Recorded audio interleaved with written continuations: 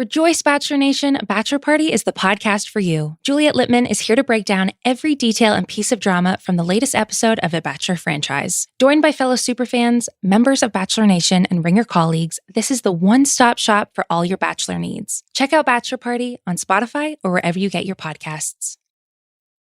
This episode is brought to you by Anytime Fitness. We may talk a whole lot about sports, but when it comes to keeping fit ourselves, there's definitely room for improvement. I hit this point early July. I was just like, I am not in good enough shape. I started trying to walk at least 15,000 steps a day or hiking or just anything to keep my legs moving. Now it's the end of 2023. I feel great. I had a physical 3 weeks ago and the guy was like, you're doing great. You're doing better than you were 3 years ago. I felt great. Whatever your goals are, progress is possible thanks to Anytime Fitness. Get a personalized plan and support from an expert coach anytime, anywhere. Visit anytimefitness.com to try Anytime Fitness for free. Start to train for your life. Terms, conditions, and restrictions apply. See website for details. This episode is brought to you by State Farm. From your morning podcast to your afternoon playlist, State Farm knows you personalize your entire day. And that's why State Farm helps you personalize your insurance with the State Farm Personal Price Plan. It offers coverage options that help protect what you care about most at an affordable price just for you. Like a good neighbor, State Farm is there. Prices vary by state. Options selected by customer. Availability and eligibility may vary. I need support staff to clear the room. Stand up and walk now. Hello and welcome to The Watch. My name is Chris Ryan. I am an editor at TheRinger.com, and joining me on the other line, it's the time cop, Andy Greenwald. What's going on with that IP? People Time remember cops? that movie? I think they're all up in the TVA, man. They're all up in That's Lokiverse. Andy, what a great time to talk about television on the World Wide Web, which I consider the podcast kind of an extension of. Chris, you are so excited. I love this positivity. Tell the people what you told me last night. Every once in a while, you just look up, because, you know, we spend so much time just kind of grinding out content here, you know, but sometimes you just look up and you're like, damn, TV's really good right now. Over the last 2 weeks, Mayor of Easttown finale, everybody's in a tizzy. Kate Winslet comes on the pod. It's awesome. We get to talk about The Bureau, which, while not a current show, we're just really enjoying The Bureau. We put up our final episode of our deep watch, which I've just like assimilated into like the normal thing that people say. And then we've got We Are Lady Parts. We've got Hacks, like on the second half of the Hacks season is just like Hacks astonishing. Is blacking out. It's so good. Hacks takes the leap within its own season. Yeah. So Hacks, We Are Lady Parts. And today we're going to talk about two shows. One we've been talking about for a long time, Top Chef, which I think had its best episode of the season last night. Oh. And wow, okay. The newest Marvel show, Loki, which we will start with, I imagine. Mm-hmm. And Loki is so good it's scary. And I'll tell you why. What? Wow. Yeah. It's nerve-wracking. I got to admit, you know, we've had some fun at the expense of some Marvel shows. We've marveled at some Marvel shows. We've appreciated certain things about them. We've criticized certain things about them. Loki is the first time where I was like, if it's going to be like this, it's a wrap for everything else. Like, if it's going to be like this, where I think that you can watch this show, and I count myself among them. I'm not like a comics expert, but I am comics conversant. I think all jokes aside, like I read some, I like these movies. I've seen them more than once, despite what Mallory thinks. And I watched this. I loved it. It was so enjoyable, even though it was mostly world building and setting all the Legos out to make sure you got them all. And then I got to the end of it and started reading about it, and I was like, oh, word, this is the Loki from the first Avengers movie? Like, I didn't even like know there were like variant Lokis, really, like, or that the Loki Chris, who's in Ragnarok is different than this dude. And I was like, who cares? This show is real good.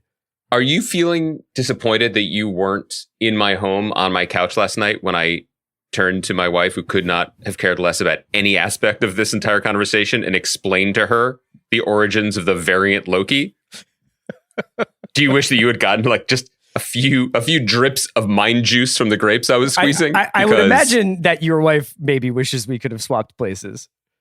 I think that's generally probably true, but never more so than when I was explaining why the Asgardian god of mischief isn't the one she didn't see over the last 10 years of movies. Chris, I love your enthusiasm. Yeah. And I almost completely share it. I think it's worth beginning here. We've expressed this in numerous ways before, but the challenge and the triumph of the MCU in theaters over the last decade plus has been to consistently provide something for everyone within each movie. That's really hard to do, and they've pretty much done it. The challenge for the MCU on TV is to give each person or each type of viewer something that they will like. Each show, obviously, the way we're covering it, the way they're being doled out, the way there's just a hunger for anything Marvel right now is being received as if each one is the Tesseract. Like this is the one, can I say One Ring to unite them all? That's the wrong franchise. Shouts to Amazon. Sure, no one will get annoyed by that. No. But in truth, and I think this is smart, that's not the goal, right? They're proving that you can slice off pieces of the MCU and characters and basically deliver them to different fan bases, and people will connect to them in different ways.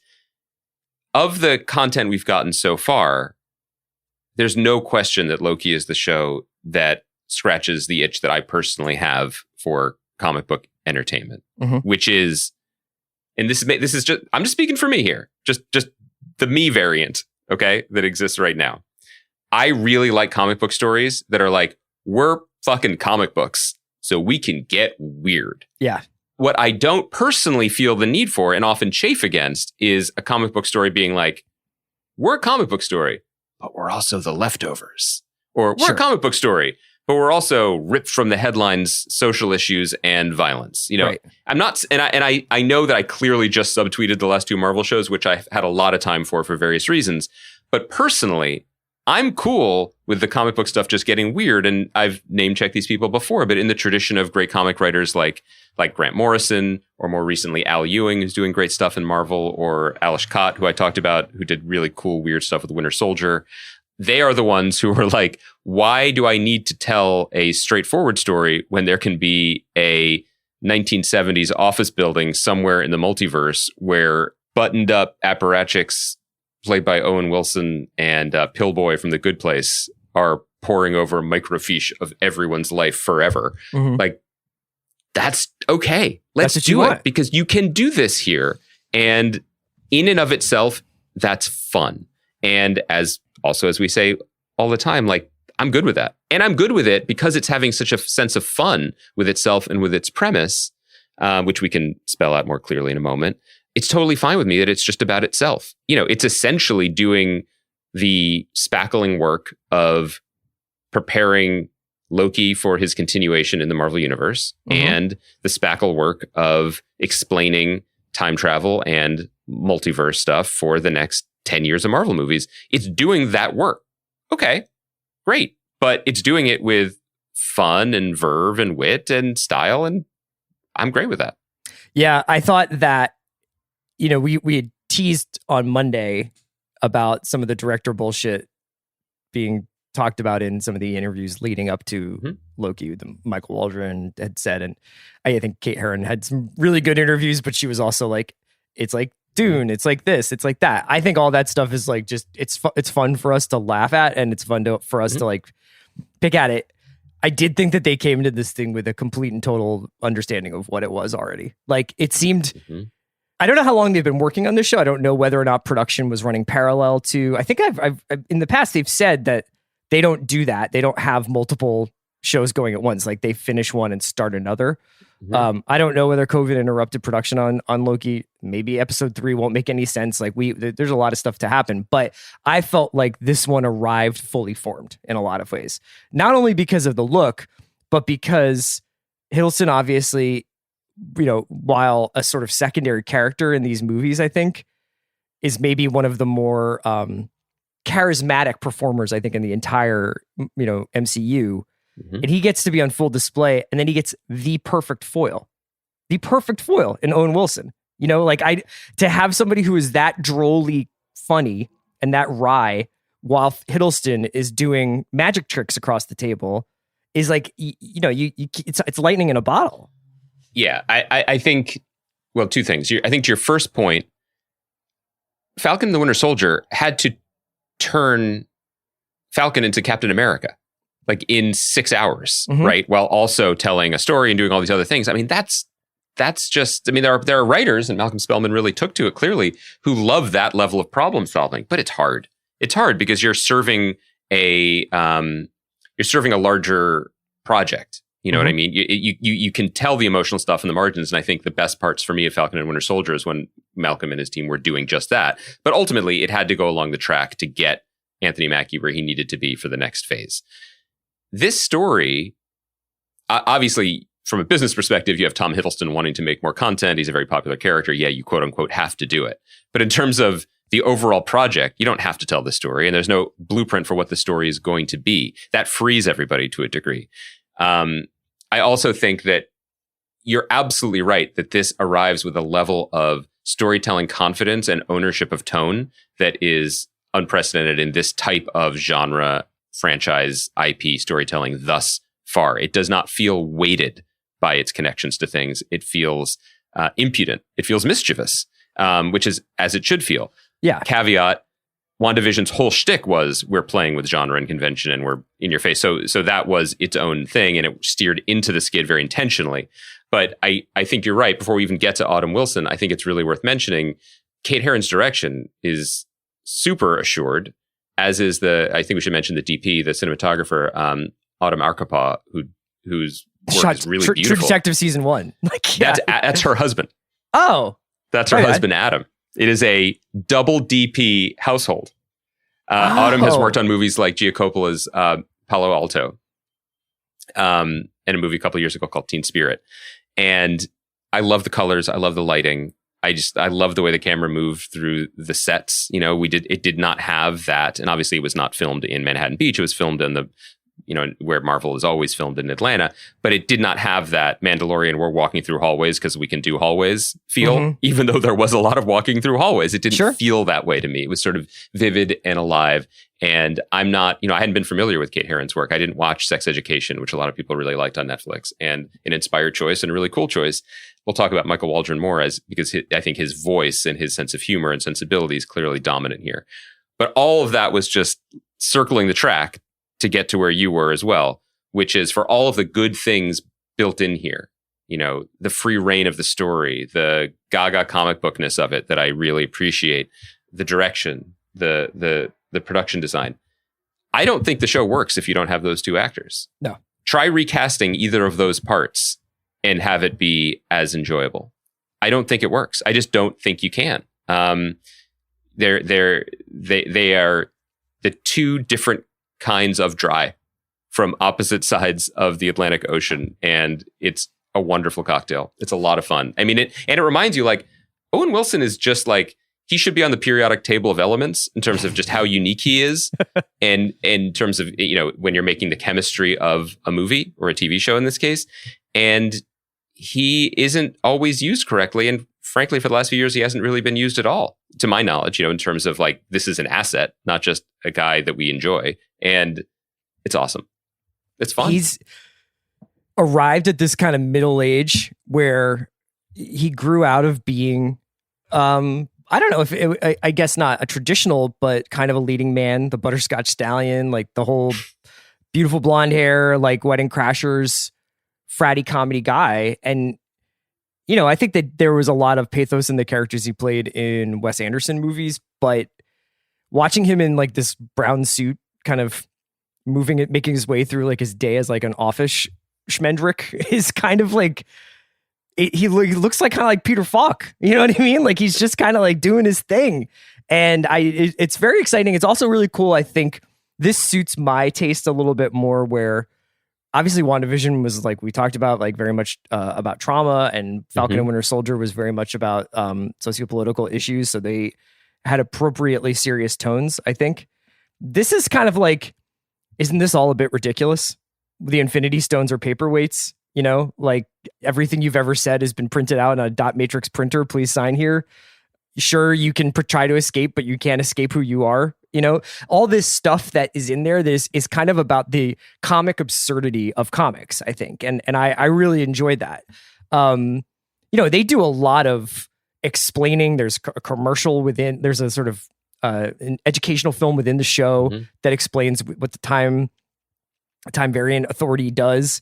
There's a lot of like relatively like cathartic moments for the Loki character, who I think is kind of a moving target throughout the MCU as to like who he is and why he's doing what he's doing, and sometimes felt like a little overly malleable. Like we need him to be a sidekick in this movie, so he's a sidekick, and then we need him to be the sort of the catalyst for Thanos in this movie, so he's that.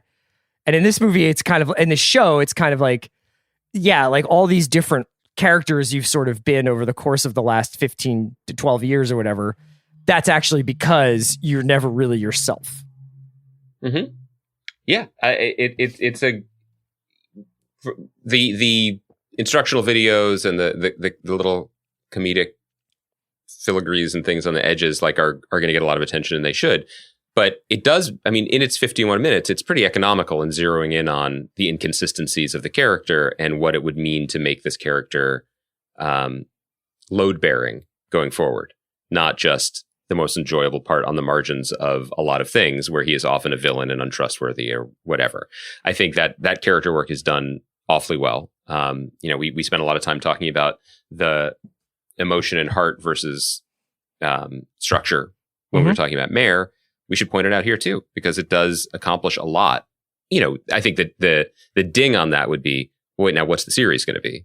Is he going out in the field, and are we jumping from timeline to timeline? And how much more of Owen Wilson speaking French are we ready for? TBD. TBD. But I thought about it, by the way. You asked me last night who speaks better French. You were Owen Wilson. I think it's you. Merci. That means a lot to me. I did ask Chris that at 10:30 last night. And he could tell that there was a sort of a searching. I knew tone. you needed it. Yeah. I needed the W. Two things I wanted to mention quickly before we talk about what the show is going to be going forward. You mentioned the little opening cartoon, Miss Minutes, talking about everything. Yeah. Very, like kind of right out of Jurassic Park. I thought it was cool. Voiced by Tara Strong, who is a legend in the Daddington community. Oh. She is maybe the hardest working actor in all of Hollywood. She does voices on everything. If you have seen, or your children have seen like Rugrats or like Teen Titans, or as is often the case in my home, My Little Pony. I mean, she's Twilight Sparkle, dude. That's major. Yeah. And that's a sign. I only slightly joke that one of the things about Disney Marvel at this point is their obviously their wallets are deep and their bench is deep, but the clout, where they're like, we're going to do this. And on the paper, on the page, I bet this was very entertaining and enjoyable.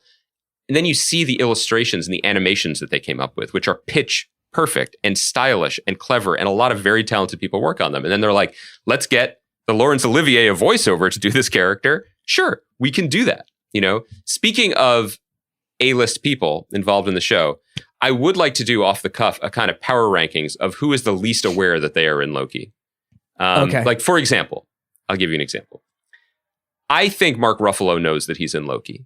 You know what I mean? I'm pretty sure he knows that old footage of him is being repurposed. I am also convinced, here I'm setting you the high and low bar, okay? Anthony Hopkins doesn't know what the word Loki means, nor what the word low-key means, nor what Disney Plus is, okay? And yet, he's in the show. So what I'd like to ask you is, I'm going to throw a couple other names at you. Do they know? For example, does Renee Russo know that she plays an emotional part in the television show Loki? Yeah, I think so.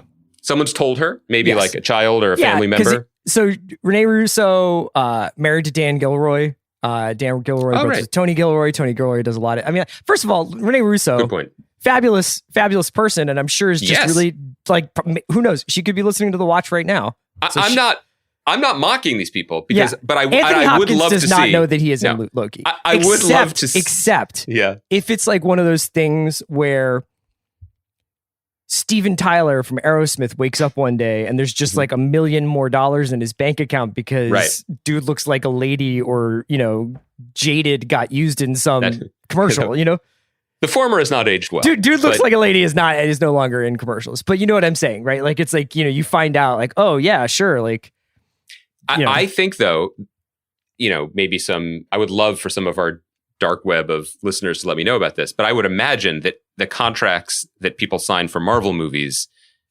allows Marvel to use the footage in perpetuity without telling them or paying for it. Well, in the same way that it's going to be in the Disney parks. I would like to know. I wonder if that's the case. If that's the case. Let me tell you this. The screensaver would not have been the Avengers for 9 minutes of screen time in Loki if they had to pay Jeremy Renner for it. So you think Downey's just like, this one's for you guys? Downey's the one. Downey is the one who might check his Zelle and be like, oh, I guess I can buy another yacht today. Because remember, Downey is Turns the out I can timekeeper. underrate Sweet Tooth. For real. Yeah. He is the one who, because of what he did for all of it and was in the first one, his deal is very different than everyone else's. And he got profit participation in the Avengers movies and etc. Right. So they filmed Sweet Tooth in his backyard. He was like, sure, I won't see you anyway. Right. That's fine. Welcome to Yosemite. But like Chris Hemsworth is, I'm not saying they're mad about it. I'm saying like, I mean, Anthony Hopkins seems like a delightful person, especially at this stage in his life and career. Sure. Like if you visited him in Wales when he's overlooking a bluff or something or playing golf and you showed him on your phone a clip of him in Loki, he'd be like, Can I tell you something? all right, great. Anthony Hopkins has not been cold in like 30 years. Anthony Hopkins has been living in Malibu. He's That's a great point. He's not dealing with Welsh winters. It's such a keen observation, and you're exactly right. I appreciate that. Okay, so my point that I was initially trying to make that I think I hit eject on somewhere mid-sentence was that one of the challenges I think for making mass entertainment out of this stuff is that there is going to be 50 or 60% of the people watching. I think the Midnight Boys described these guys as people eating Cheetos and drinking Dr. Pepper and arguing with you about time branches, you know? Mm-hmm. And then there are people who are like, this seems fun. People are talking about it. I will check it out and watch along. I enjoyed Wando, or I enjoyed Falcon, or I enjoyed all of them.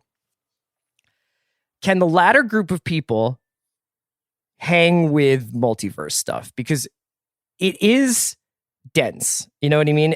And there are, it's always tough, I think, when you have a lot of rules for the impossible or the seemingly impossible. It's like, you know, time travel and multiple realities and the multiverse and all these things. And then you're like, but there are all these rules and regulations that are attached to it. And you guys can argue about whether or not we're like properly adhering to those. That's very fun for people who talk about this stuff. If you're just a casual watching along, and I found myself more in the casual camp going into this, where I was just like, I don't know anything about these characters. I don't know about the timekeepers.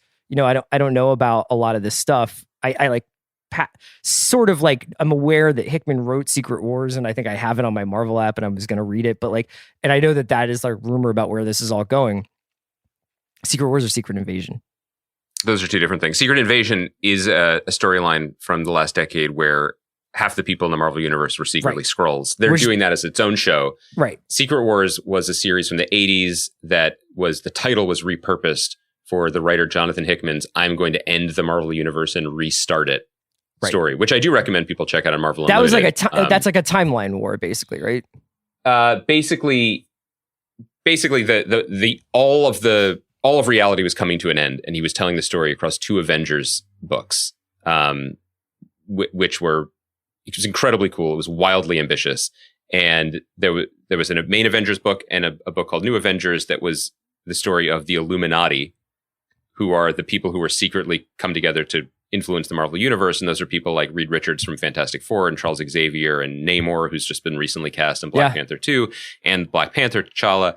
And basically the multiverse is crashing. And so realities are being snuffed out. And there's a battle to be the one that survives, basically. And can our reality survive? And in the end of it, this is not a spoiler to say, like, everything winks out of existence except for they managed to save this weird hybrid map world where there are pieces of many different versions of the Marvel Universe. Okay. And it's ruled over by Doctor Doom, and there's all this deep, so this is nerdy / fun stuff. And then it comes together and the whole thing restarts. And at the end of the reboot and restart, Miles Morales Spider-Man, who people may know, I think even casual fans may know now from his presence in video games or Into the Spider-Verse, was originally in a different multiverse than Peter Parker. Now, coming out of Secret Wars, there are two Spider-Man.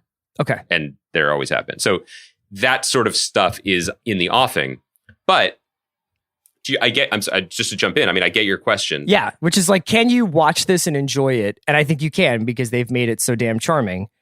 If you're like, I don't know what I can't follow along with multiverses and branches, and whether Loki taking the Tesseract started 3 different branches of Loki just, in 2012, and that's the person who's in Dark World or Ragnarok or whatever.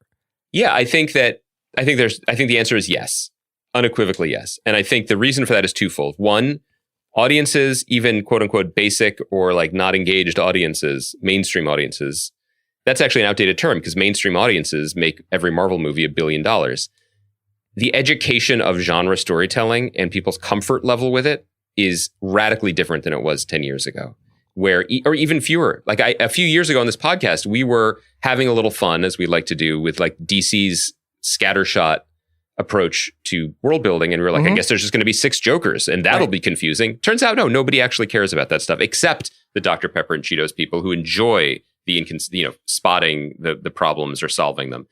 So that's part of it. The other thing is, I think there is a rule called the Han Solo equation, basically. And it was invented in Star Wars, which is audiences will go along with anything, no matter how far-fetched or preposterous or mind-bending, genre-hopping, as long as, 1, the character is charming and charismatic, and 2, the character or a main character is able to be the voice of the audience and make fun of it. Yeah. And raise eyebrows or look askance.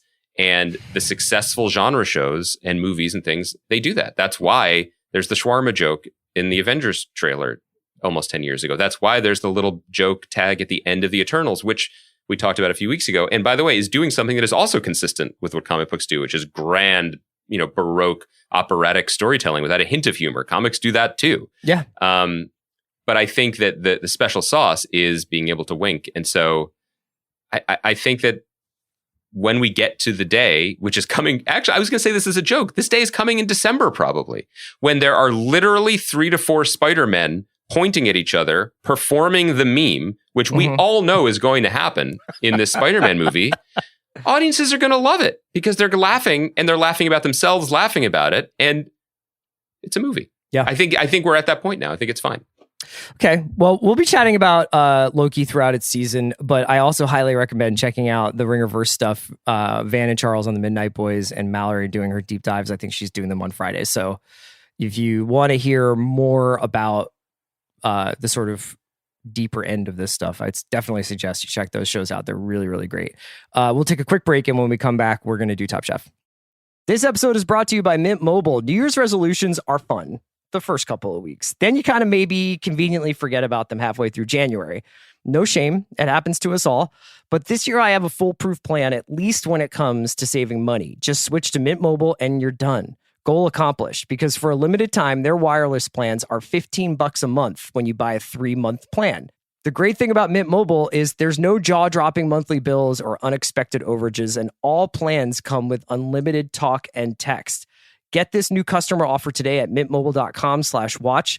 Additional taxes, fees, and restrictions apply. See Mint Mobile for details. All right, Andy, we're back. Top Chef, if you maybe listen to this late Thursday night, early Friday morning, Top Chef had, I thought, its best episode of the season last night. And I think I don't necessarily mean that because of, learning about the cuisine of Portland or anything thematic that it did. I just thought it brought out the two best sides of the show, which was the personalities and stories of the chefs and really high level of competition. I had not watched Top Chef France, so I did not know about the black box challenge that they used in the elimination challenge. And it gave me the kind of rush of competition that I think I was craving from this season. That I feel like I didn't quite always feel like was there. It's not that and that has nothing to do with like whether or not like they were doing a Chipotle challenge or a Talenti toppings challenge or whatever. It was just more like, I got a little bit of it from the tofu tournament, although I do think that I had some, I was like, damn, this is just probably very exhausting for the people who keep losing. Like, and I think that definitely affected Byron going into Last Chance Kitchen. I don't know like in what order those things were filmed or how much time in between the final challenge and then his epic sort of run in Last Chance Kitchen, which we can also talk about. But man, I thought the Black Box Challenge was fantastic. It was really cool to see Brooke like just in the competition with Dawn. And the cooking, the sort of care package was so emotional, like regardless of whether like certain things were successful or not. And I think we can get into nitpicking about whether or not Dawn, who is my favorite chef on the show, like, you know, whether or not missing 3 plates should be a disqualifying thing, or whether or not the overall flavor of a dish that is completed goes up against that. We can talk about it. Obviously, Maria going home in a really emotional sort of climactic moment where Jamie tries to, I don't know, like sort of orchestrate Maria staying, but like, you know, Maria obviously is just like, I don't want to stay like this, and like, this is ridiculous, and was really sweet about it. Jamie was really sweet about it. The judges were obviously really moved. I think it was the first time that it really hit me what an incredible undertaking and sacrifice like this must have been as a production. I think you can see that the judges are really emotional about it as well. Just a great hour of television. I want to make sure that we circle back to the Last Chance Kitchen thing, because I have opinions. I have a hotline of my own to run about that. I have some notes on that. Yeah. But to get into your observations, I end up in the same place as you with this episode. But prior to the last 5 or 6 minutes, I actually thought this was one of the weaker episodes of the season. Oh, interesting. And I think the main Did you not reason like the for Black that- Box? I did not. Well, my main issue with it was if Padma has to explain everything 2 or 3 times and I still don't understand what they're doing, that was an issue for me. It was busy to the point of abstraction. Like they've done tag team challenges where you can't communicate and you run into the kitchen to see something on the stove and something in the oven and you kind of just got to guess what they're doing. That's a hallmark. They've done that for years. They've done blind taste test competitions before. You know, usually it's like taste these 20 things with. It's like they've done things whatever. where it's like blindfold smell and Yeah. like a bunch of spices, and those are the ones you can use or whatever. And the super tasters usually get it right or whatever. There's nothing like when somebody's like, my palate is incredibly like is amazing, and then they just like screw the whole thing up. It's impossible. It's so hard. I mean, what Dawn pulled off in the dark was just really noteworthy. Yeah. That was wild. Yeah. I just thought it was dramatic, it was interesting, and I agree with you about the competitive nature of it, but it was so busy. And then they were like, by the way, this is also what they do in France. It's like, okay, that's cool. I would like to watch Top Chef France. That's interesting. I appreciate, especially as someone, you know, who just raved about 5 seasons of Le Bureau, like, let's do this. Let's become more Top international Chef France viewers. plays a big role in the Bureau It does season in 5. season 5. Yeah. So I was okay with it, but I was a little put out by just the level of busyness involved. And then, you know, the whole like, you get a night off, but it's kind of a fake because you have to open these boxes and weep. But then also, what were the parameters for what they put into the boxes felt kind of confusing to me. Like, what were the families told? Right. I kind of wanted to know more about that. And then it was that thing where I'm getting a lot. It's very busy. I'm getting a lot, but I want to know more. Like the moment when Jamie's like, my large Vietnamese American family gathers only at a Jewish deli in Las Vegas was obviously very significant for me. I love that moment. And so I adored things like that. Shota's terse letter from his father, I think we could have unpacked for another 10 minutes. But his dad came through and gave him the Wagyu, you know? Like, yeah, his dad delivered the ingredients, not so much, he didn't give him the beef heart, let's put it that way. Yeah. Just the more tender muscles. And because of the sort of, I think what they were aiming for was one of those, like the type of challenge where it's like, cook your heart, tell your story, kind of foreshadowing what we're going to get in the end, but with a little more structure and limitation. And because of it felt kind of in the middle for me, so it didn't feel fully like a fair playing field, because I think it was very vague and the boxes were kind of vague. So all of that was going into my like, I love this because I love these people, but I wasn't as totally focused and thrilled as I had been the last few weeks. But I did, you know, I've already set the scene when we were talking about Loki. As they were leaving the kitchen at the end of the tasting, and Maria's emotions were so evident, and her relationship with everyone and everyone's deep level of respect and care, and just the way they were interacting with each other, even before the judgment. Mm-hmm. I think, or actually, you know what it was? I think it was after the judgment, when there's that moment when Maria is aware of what's going on. She's talking about things, and she and Gabriel are communing on the couch and talking about, like, you made a panucho, you made this street food from the Yucatan, and you elevated it. I turned to my wife and I was like, this show is so much better than it used to be. Mhm. This show has really evolved and developed in a way that takes my breath away. None of this would have been possible on the show 10 years ago, 5 years ago. And yes, the culture of the kitchen and the culture of America changed around the show, but I think got to give a lot of credit. I'm sure there are people we aren't aware of who also were spearheading this, but I Sure. do think Gail and Padma becoming executive producers plays a huge role in it. And just the way that it has championed humanity has just made for such an enriching and superior show. And I loved it. And that was before we got to the end. Yeah. You know, and then we get to the end and it was a world-class TV moment. It was a world-class human moment. And Jamie basically saying that she got a second chance. So she wants to give a second chance to Maria. And I don't know. I mean, there are TV dramas scripted by the very best in the business who are not nearly as good at drawing out the emotional complexity of a character the way the Top Chef editors and producers have done with Maria. Or Yeah. Maria's, and because she's a real person, she's not a character, her willingness to be vulnerable and to speak very plainly about what's going on. She's I was been really... by far the best narrator of the show. And I also think, like, I really hope she comes back. She seems just like a dynamite person. You know what I mean? And I was so moved by it too, in the way that we talk about the show. Where a couple of weeks ago, I think we've said probably, hopefully not unkindly, but we verbalized what she was feeling, which is her abilities might not translate to the championship level of this show. Right. Which isn't to discount her abilities. It's just that what she specializes in isn't traditionally what the show champions. And Right. that subtext was text last night, and it was treated with, I thought, just an enormous amount of empathy and kindness and directness, which I found very refreshing.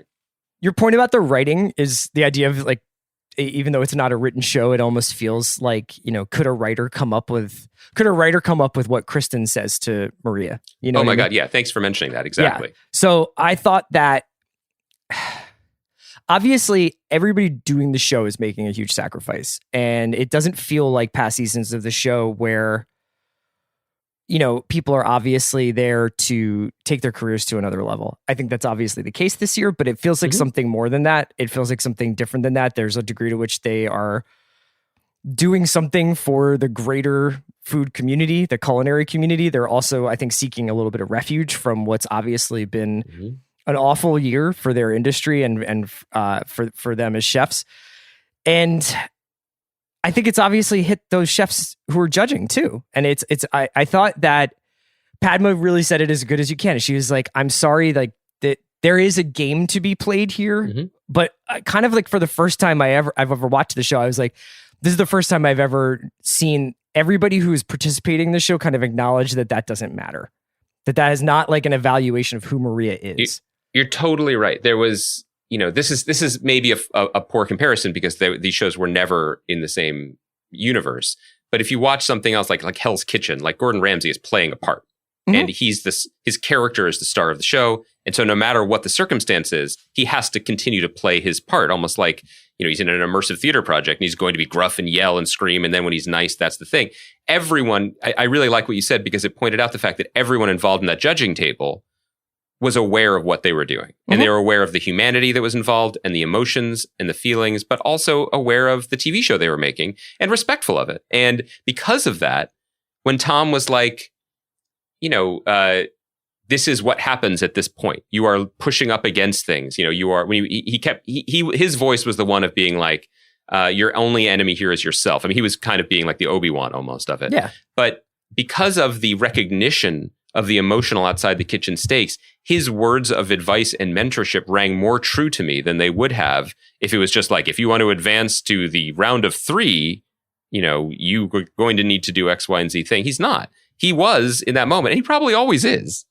But it really rang true to me that he was speaking as a mentor and as, you know, in a respectful way, as opposed to an executive producer and host and judge on a TV show that's going to have a 19th season at this time next year. Yeah. I wanted to ask you one more thing about the... and Jamie should not have gone home. I'm glad they all recognize that. I'm glad too. I think that would have been crazy. I also think it would have been crazy for it to be like, okay, we'll keep both of you. Like, there's just no way out of that. It was sad. I got it. It was tough to, this is the same thing in Survivor when somebody loses a challenge on the family visit, or there's like something where, somebody has to choose who gets to spend the day with their family on Survivor, like where you're just like, Jesus, this must be like the hardest day because there's always, even within this, there's like a loser. Maria going home, cooking a care package that is like a meal that her son likes is tough. I wanted to ask her you, recognition in the moment was I really wanted to ask powerful. you one thing though. There's a brief cutaway in the when they separate Maria and Jamie from Gabe, Shota, and Dawn. And then when they get to Dawn's evaluation and they point out that Dawn missed the saucing 2 or 3 dishes, there was a cut to Maria. And I kind of intuited, not sour grapes, but Maria kind of being like, she missed 3 plates she didn't finish 3 plates and I'm in the bottom 2. Now, that might have been a realization that if she missed 3 plates and her food was so good that she's in the top 3, I'm in trouble. But I also wonder whether or not there is a degree to which it's like, I kind of always feel like it's an unwritten rule. Like if you undercook something, or, like if you basically serve something raw, or if you miss a plate. Yes. Well, you're kind of like, you got one foot out the door. Now, I didn't want Dawn to go home at all. But it was surprising to me that, it's a mistake where Dawn's time management, I think, has come up a couple of times. That was not disqualifying. That must have been a hell of a dish. That's it. It's not a hard and fast rule. I think the implication that I got was the red eye gravy that she made that missed 3 or 4 plates took a dish from good to great. Mm-hmm. Or Kwame great said it was to Michelin exceptional. star food. Yeah. And I think the difference, not putting the sauce on some of the plates meant she wasn't really going to win the challenge. But the dish that she served without it was not only clearly good, it was clearly superior to Maria's dish, which had problems on both sides of the plate. The watery salad with ingredients no one actually wants in a salad, but she felt compelled to use out of love for her family. So it's hard to ding her for it. Plus the wing cook, as they say, was not to everyone's liking. And Jamie's, which was just bizarre, like she had just, part of her soul had left her body. She just made bad white rice and put something pretty good on top of it. So it just felt like, and maybe that was also, by the way, another reason why I wasn't fully engaged in the episode up until the emotional end, was because the winners and losers were so clear in both challenges. It was just so evident that Dawn and Brooke were winning because of Dawn's just exceptional tasting ability. And similarly, the fact that Gabriel was going to win and that Shota and Dawn were safe was just, that I didn't feel any drama, or that even Maria was going home. So I think that was part of it. But we should take a moment to say that Dawn has gone from being maybe our clubhouse favorite because she's from Philly and awesome, to a legitimate contender here, who just seems to be. I think that we enjoyed, and other people probably enjoyed, aspects of Sarah's cooking because it felt improvisatory when she was on the season. Like no one actually knew what she was going to do, and sometimes she didn't, and something would emerge. Dawn is cooking like that right now. And she's saying it herself. She's not really even sure what she's doing half the time, but she's so talented and she has such a well of inspiration that might be the thing, if the stars align, that could knock off Shota and Gabriel, who are otherwise, I think, probably considered the favorites. You want to talk a little bit about Last Chance Kitchen before we get out of here? Yes. So last week we didn't get a chance to talk about this because we record before we see Last Chance Kitchen. It was the last LCK. It was as long as a regular episode of Top Chef. It was broken into 2 parts, where I think the first one was like 13 minutes and then the second one was like 30 some minutes. Mm-hmm. It was, I don't know, it was weird. There was something weird about it. I thought it was weird that so I guess what I'm supposed to understand is that Byron finishes the final challenge of this tofu tournament that he loses, and loses pretty decisively. And I think he must get the night to sleep or whatever, because the next day they're coming in thinking that they're going to cook a quick fire, I believe. The chefs, the remaining chefs. Byron, that's the giveaway that it was the next day, I think. And Byron had beat Sarah in the LCK for the first round of it. He beat Sarah, in the bento box challenge. And then has to cook against 3 of the 5 remaining chefs out of a box that they have procured the groceries for, or the sort of elements for. And some of them are doing things that they think Byron might have a hard time cooking. Gabe, I think, wanted to give Byron like a fair shot. So like picked some things that he was like, I'm pretty sure Byron can cook this. And then Jamie picked something, and Byron, blind. He doesn't know which chef picks which boxes. Byron picks like these 3 boxes and is like, I'll do this one, this one, this one. And I'll cook this one third because and then when it gets time for him to cook that third box, he says, I picked it because it seemed like the easiest, and it gets kind of construed that he's saying Jamie would be the easiest to beat, whereas I think he was... Jamie made the same face that Joel Embiid made the other night at tip-off when he found out that he had lost the MVP. Right, and I think that Byron meant, I can cook these veggies well, and that will be something I can do at the end. It was the vegetable forward box, I believe. Right. And like, so that was one thing. I was just like, if you don't want 6 people or you don't want Byron to be in this competition, I was just like, nobody could have won that competition. So I completely agree with you. My main thing is, if you don't want someone coming out of Last Chance Kitchen into the final 5 or whatever, or 4, don't have Last Chance Kitchen. Give me a break. Yeah. It was interesting that this came on the night after what had already been a very busy episode. I think some people were dinging Top Chef of the Tofu Tournament for messing with the format and a lot of extra competition. I didn't mind it. I loved the way it played out in that episode. And then you have this overthought, trying to get cute with it thing. I should also say, and I might be wrong about this, but I believe that this format was debuted in the All-Star season, and Kevin Gillespie won to come back to the competition. He defeated Brian Voltaggio in Last Chance Kitchen. Brian was still in the competition to re-enter the competition. Right. So they didn't invent it this time. But however, Brian didn't get kicked out. It's just that no. chefs. They did a Last Chance Kitchen finale like this, and Kevin advanced. So because maybe they obviously was, had the black box for this episode was ready for 6 chefs. So if it was going to be Byron coming back, then or Sarah coming back, fine. And if not, we would just get Brooke or whoever to do it. They need to leave this with the All-Star Championship seasons. It just felt cruel. It felt unnecessary. You're making these chefs hang around and do these competitions to pursue their dream, and also it's fun to be on TV or whatever, but let them do it. Don't pull the carrot at the end and just hit them with 3 successive sticks. It's absurd. Byron could have won. I mean, Kevin Gillespie won. Some chefs could have won. Anything could have changed depending on whose boxes he picked or if the other chefs had messed up. But it felt needlessly cruel, not just, and I'll say this too, not just to Byron, who did everything right. I mean, that was incredibly tiring and stressful, but needlessly cruel to the audience who's watching an extra 45 minutes of your show streaming on bravo.com to your TV for what? For no result. Right. That's not what we wanted. I don't think anyone felt particularly good about that. And as you said, the next episode was set to go for 6 people. Sure. Fun to see Brooke. Always fun to see Brooke do a quick fire. Great. Cool. I love the camaraderie between the judges and the chefs and the mentor roles, et cetera, et cetera. I hope they keep it. But come on. This was a huge miss for me, and it really ticked me off. Yeah, I agree with you. I thought that it was punishing. I appreciate the fact, look, like I'm currently in a stretch right now where I'm watching like 4 to 5 hours of basketball a night. And sometimes like the Suns are just up 21 and that they don't stop playing the game because it's no longer interesting to most of the fans. It's like they go through it. It is a competition, and I respect the fact that they're coming up with the rules, but they don't decide before the game that the Suns have to play 6 quarters. Like there is some guardrails around like this will eventually end, or we're not going to make Chris Paul play 2 games in one night. And I just was like kind of mystified about like what we were supposed to learn about Byron other than his endurance from this challenge. I agree. I can't imagine how physically draining that must have been to beat Sarah and then to try and cook 3 times in. It was 4 cooks, as they say. Yeah. It was absurd. And I like the innovation of, Jamie getting out of Last Chance Kitchen early. So basically having two pathways out. Like, yeah, that's cool. That's a nice wrinkle in the game. It adds some complexity. It gives people more opportunities. That's good.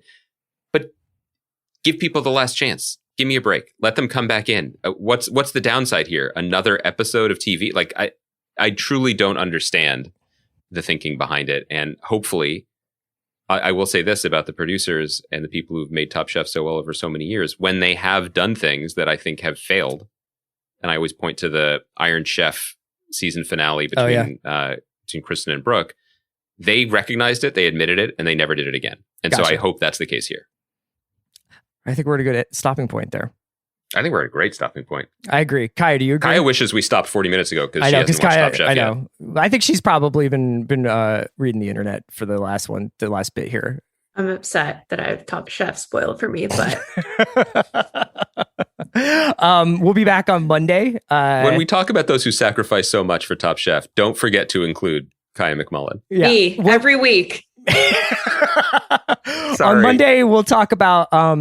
I think we'll talk a little bit more thoughtfully about this first season of Hacks, which it's been renewed for a second season, and sometimes Andy and I skate a little on quote unquote comedies where we're like, it's funny, we'll love it, and like even if we do love it and watch every episode, I think we sometimes find it challenging to come up with new ways of saying, man, that was funny, and I'm kind of shocked by how much I love this show, but also the kind of the depths it plumbs. So it's a really great piece of work. I'm really excited to talk about it on Monday. I think we've got some also guests Kaya coming. really likes it, and we Kaya have some really guests later in the week. But Kaya likes it, and we won't spoil it. So I feel like it's a make good. Okay, Yeah, that'll make it up to me. Thank you very much. We are produced as always by Kaya McMullen, the Top Chef of our hearts. We will be back on Monday. Have a great weekend.